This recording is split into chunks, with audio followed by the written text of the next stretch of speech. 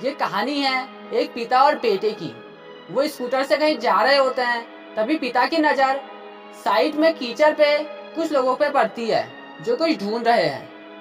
तब वो उनके पास जाते हैं और उनसे पूछते हैं कि क्या ढूंढ रहे हो। तब उनमें से एक लड़का बोलता है कि आपको दिख नहीं रहा है, सामने एक सोने का फल है, हम उसको पाने की कोशिश कर रहे हैं।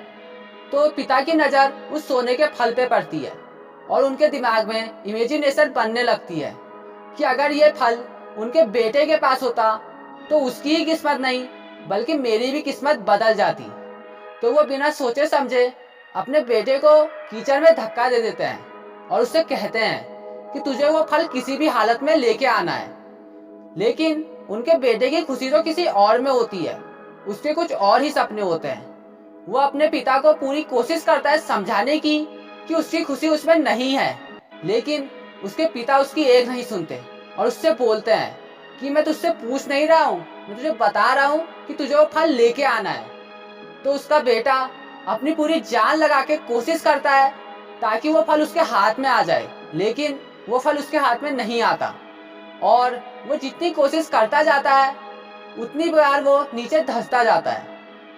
तो उसको समझ में आता है कि ये कोई कीचड़ नहीं बल्कि ये तो दलदल है।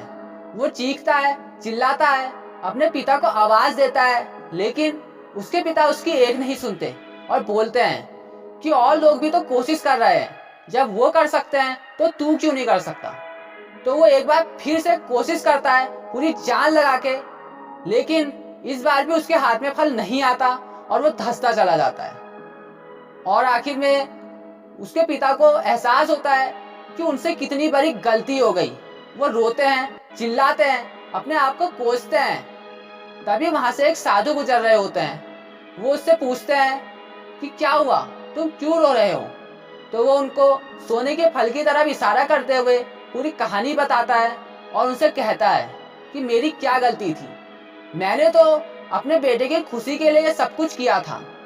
तभी साधु वो फल की तरफ ध्यान से देखते हैं और बोलते हैं कि जिसके लिए तुमने अपने बेटे को धक्का दे दिया, एक बार कम से कम ध्यान से देखा तो होता कि वहां कोई फल है भी या नहीं। तो वो पिता का गुस्सा आ जाता है। वो बोलते हैं क्या कह रहे हो, आपको नहीं दिख रहा, वहीं तो है वो। तब वो साधु उस कीचड़ के ऊपर एक पेड़ होता है उसकी तरफ इशारा करते हुए बोलता है कि जो फल तुम देख रहे हो वो उसकी परछाई है, असली फल तो उस पेड़ के ऊपर है।